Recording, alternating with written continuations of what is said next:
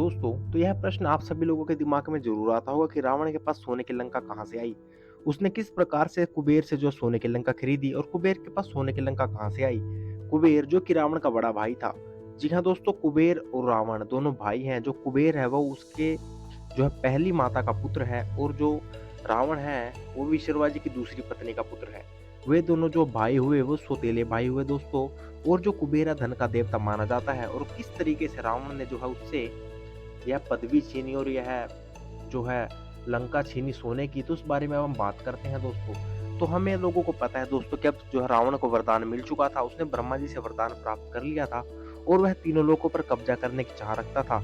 और तीनों लोकों में त्राही त्राही मचाने के बाद अब वह जो है त्रिकूट पर्वत पर जाकर रुक गया, जिससे आगे की सोने की लंका थी।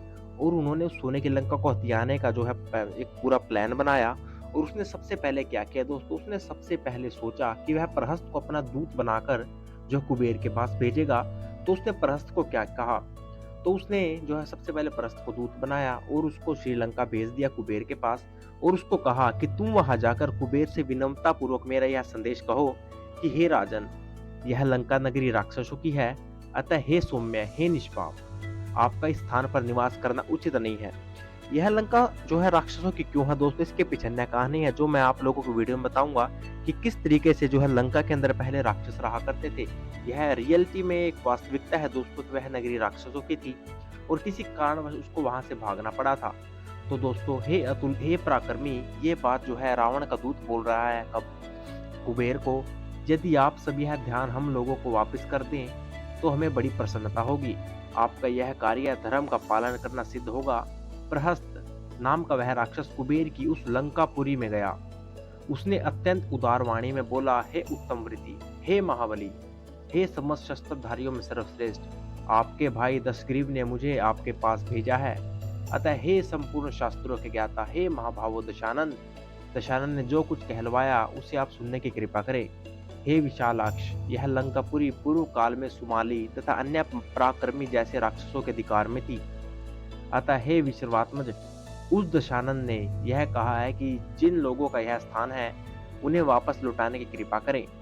हमारी यह शांतिपूर्ण प्रार्थना है। प्रहस्त के मुख से यह शब्द सुनकर वाणी के मतलब को समझ लेने पर वाक्श्रेष्ठ वैष्णव ने उत्तर दिया, हे राक्षस, जब यह लंका निशाचरों से विलीन थी उस समय पिताजी ने मुझे यह आज्ञा दी और मैंने मान दान आदि गुण प्रयोजनों को उसमें बसाया है।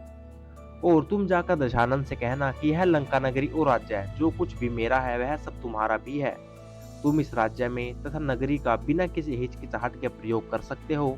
हे भाई, यह मेरा राज्य तथा धन आपसे अलग नहीं है। यह कहने के बाद कुबेर अपने पिता के आश्रम की ओर चल दिए। पिता जो कि विशर्वा था, पिता को प्रणाम करने के बाद उन्होंने रावण की इच्छा को अपने पिता से इस प्रकार कहा कि हे तात, दशानंद ने अपना दूत मेरे पास भेजा था और कहलवाया था कि मैं पूर्व काल में राक्षसों का आवास रही लंका नगरी उनको लौटा दूं। हे सुवर, आप मुझे यह बताइए कि मुझे क्या करना चाहिए। तब मुनिश्रेष्ठ विशर्वा ने दोनों हाथ जोड़कर खड़े हुए कुबेर से कहा, हे पुत्र, मेरी बात को सुनो। महाबलशाली दशानंद ने मेरे पास आकर भी यह बात कही थी। इसके संबंध में मैंने उसको डांटा भी था तथा बार बार क्रोधपूर्वक यह भी कहा था कि इसके कारण तुम्हारा विनाश हो जाएगा। अतः हे पुत्र, अब तुम धर्म सम्मत तथा कल्याणप्रद मेरे कहे वचनों को सुनो। वह दुष्ट पापी वर पाने के बाद बुद्धि से भ्रष्ट हो गया है, अतः वह कुछ भी समझ नहीं पा रहा। मेरे शाप के कारण उसकी प्रकृति बहुत क्रूर हो गई है। अतः हे महाभावो, तुम अपने अन्य सभी भाइयों के साथ लंका को छोड़कर कैलाश पर्वत के ऊपर रहने के लिए चले जाओ और वहीं पर जो है एक नगर बसा लो। तो दोस्तों, जैसे कि आप लोगों ने देखा कि इस वार्तालाप के अंदर बिना किसी लड़ाई झगड़े के कुबेर ने अपने पिता की आज्ञा मानकर एक अच्छे पुत्र का वचन जो है निभाते हुए रावण को